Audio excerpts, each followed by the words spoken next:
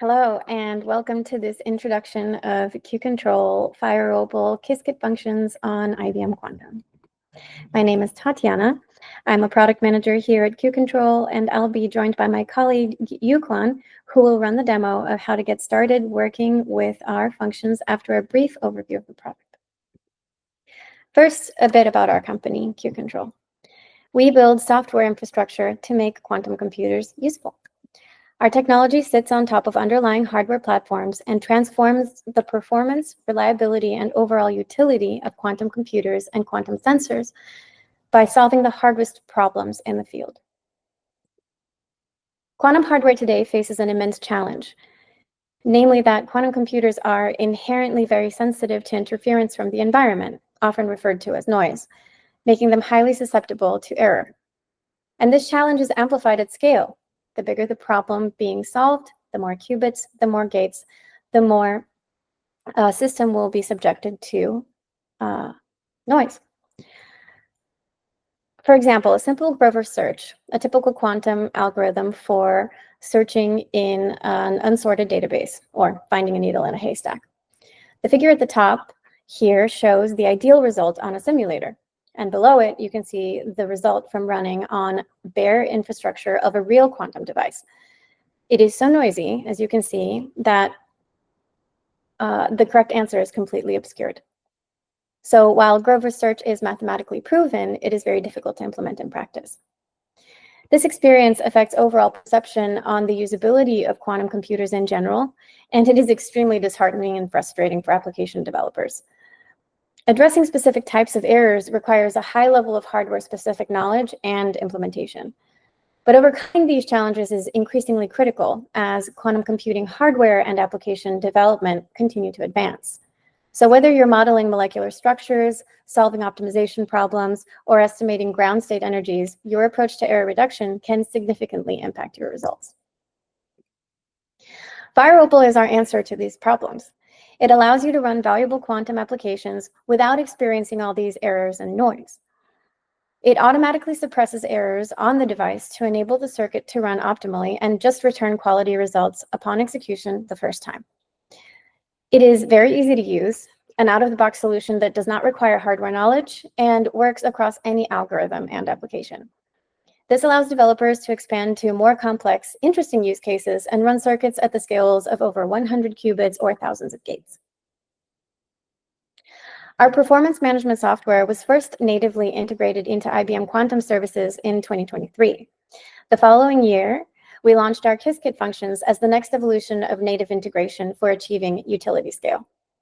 Qiskit Functions expose both of our main Fire Opal features: performance management, including our core error suppression, and our solver, which takes optimization problems such as vehicle routing, scheduling, portfolio optimization, and tackles them. Let's zoom in on performance management. How does it work?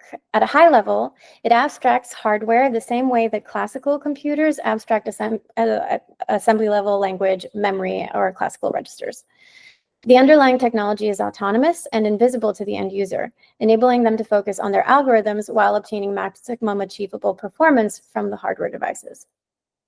So the developer is simply sending in a high-level quantum algorithm, executing using the performance management function in a single line of code, and receiving a performance-enhanced answer without having to worry about the rest of the software or hardware stack.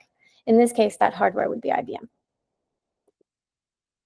To get a little more in depth on error suppression, a circuit and parameters or observables are given as the input. The function has two primitives, sampler and estimator, and the inputs and outputs of both extend the implemented spec for Qiskit runtime v2 primitives. More on this in our demo. The fully automated error suppression pipeline then reduces errors by altering the circuit at the gate and pulse level and utilizing a combination of techniques to address different sources of noise. The user doesn't have to worry about depth reduction, hardware mapping, etc. They just submit their circuit, which we pre-process, run on the quantum device, in this case IBM, and then return optimized results. By aggressively compiling the circuit and reducing the overall depth of the initial circuit that is inputted, as I just mentioned, we enable users to run circuits that are 10 times deeper, meaning 10 times more 2-qubit gates. This also enables us to return the right answer in less runtime, because increasing accuracy means we don't need to run as many shots. So not only are we getting the right answer, but we are getting it in less time and with fewer compute resources and overhead. As an additional note, this is particularly helpful for iterative algorithms where we can reach convergence much faster, saving overall on additional runs. Everything we do is deterministic as well, meaning there's one output for a particular input. And all of this is far more efficient than, for example, error mitigation, which requires extensive post-processing and compute. To illustrate these benefits, here's a real-world example by Mitsubishi Chemical, SoftBank, and other collaborators, in which they run quantum phase estimation, a type of circuit that's really deep and expands quite quickly in terms of the number of 2-qubit gates. Mitsubishi transpiled the circuit using IBM's highest level of transpilation, and they still had over 7,000 2-qubit gates, which would go far beyond the limits of today's hardware. By using Fire Opal transpilation technique, that number was reduced down to 794 2-qubit gates, so an order of magnitude less, enabling that circuit to be successfully runnable on today's hardware. This further enabled Mitsubishi to achieve 5 times larger of a demonstration than any other previously published example of quantum phase estimation. With our technology, we really strive to enable users to push the boundaries of what's possible for real-world applications. And there are many other examples of successful quantum applications happening today, ranging from QML to quantum data quantum data loading, to drug discovery, all leveraging our error suppression. Ultimately, each of these brings us closer to the goal of quantum advantage. Now let's briefly talk about the Solver Qiskit function before we switch over to the demo. This function is a fully automated optimization solver that accurately solves tough optimization problems at full device scale, meaning using all available qubits. The user submits a problem specification input, which is then compiled, and we then take a hybrid quantum classical execution approach, the quantum part of which leverages our error suppression that we previously described, before returning the solution. Once again, using this function is a matter of a couple lines of code, abstracting all this computational detail. And this function is already solving real-world problems. It's optimizing schedules of trains across the nationwide UK railway network. It's optimizing the routing of 5,000 convoys as part of a massive joint exercise between the US and Australian Army. It's optimizing traffic and placement of EV charging stations for sustainability initiatives. And it's also optimizing supply chain operations for aviation and automotive. So now we're going to move into the demo. Yukon will walk you through the examples captured in the IBM Catalog articles, including notebooks provided there for our performance management function, including the estimator and sampler primitives, and our optimization solver function. Okay, hi everyone. My name is Yukon, and I would like to present to you the Q-control Fire Opal on IBM Quantum. All right. And so first, what we have is assuming that you have your IBM Quantum platform API key. You can simply select the Qiskit functions as follows. So here, what we're going to select is the Q-control performance management Qiskit function. So let's try running this. And under the Q-control performance management function, there's actually 2 primitives. One is the estimator primitive, and the other one is the sampler primitive. As you'll see later, the estimator primitive allows for running of against observables, and the sampler primitive allows for running just simple circuits. So let's look at the estimator primitive. So what we have is that we can determine the expectation value of a single circuit observable pair. So first, let's try to create a circuit. All right, so here we're just creating a random Hermitian circuit with some observables. That is all Z's across all the 50 qubits that we have. All right. And from this, we create the circuit observable pair as a pub, which is defined by the Qiskit interface. And what we can do is to run this against the Q-control performance management estimator.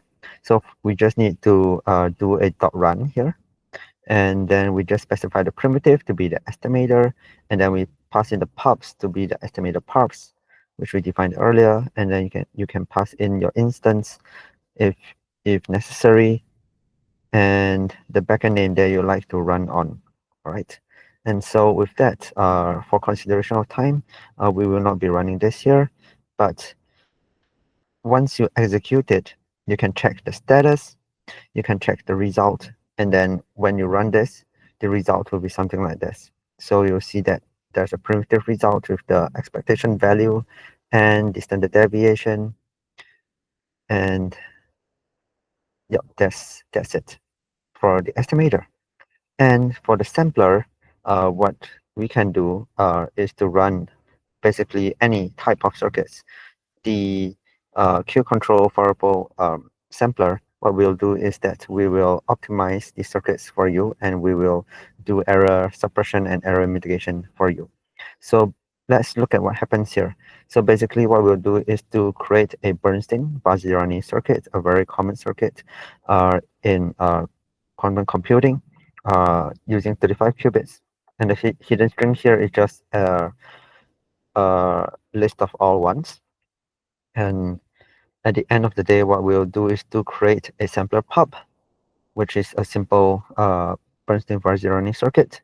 And then we can run the circuit again using the performance management Qiskit function with a dot run, and using the primitive as the sampler, using the pubs as the pubs we created above, and the instance as your IBM instance, and the backend name could be IBM Fast, IBM Marrakesh, or whichever backends that you have access to.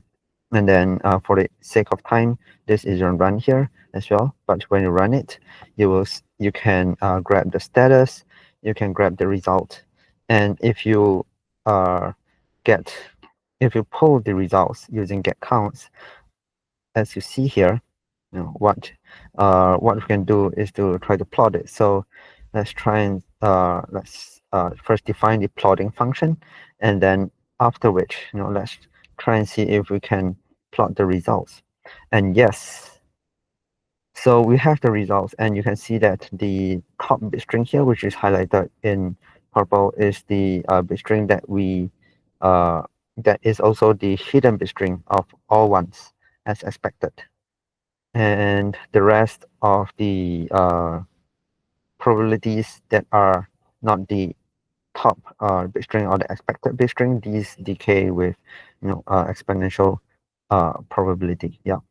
So here we have a demonstration of how the sampler and the estimator works for the Q-control Fire Opal on IBM Qiskit Functions.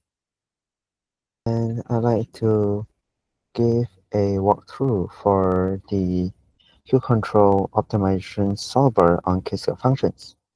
So first, let's get started. We can first authenticate using your IBM Quantum API token. And once that is done, you can access the Qiskit function as below. So we can simply get the catalog and load the Q-control optimization solver using the catalog. In the Q-control optimization solver, it mainly works through the types of problems that are using a classical quantum iterative algorithm called the QAOA.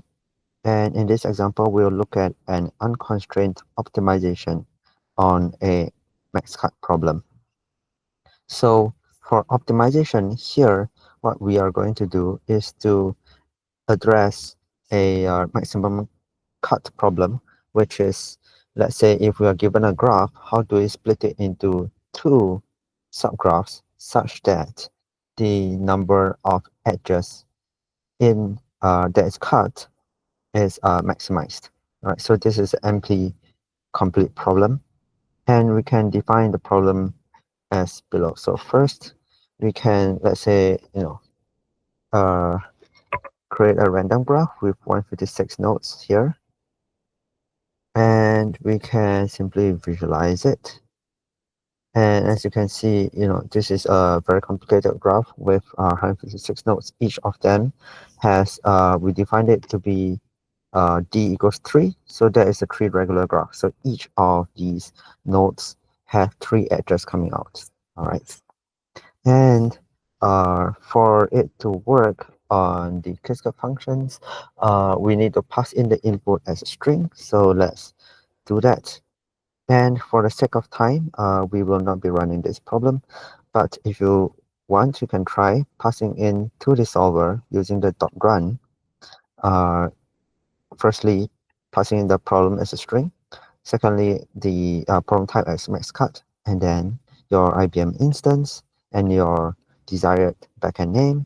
And if you run this, you can again grab the status, and after about waiting through the whole run, you should be able to grab the result and the solution bit string cost here.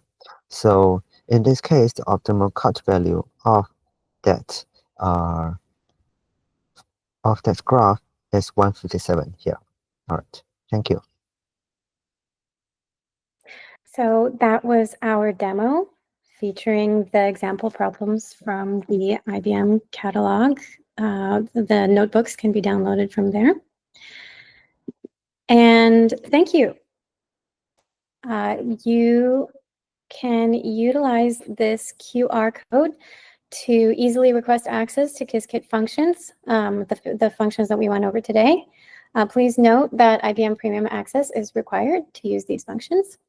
And we hope this presentation was helpful and are excited to see all the new ways that you'll apply this technology.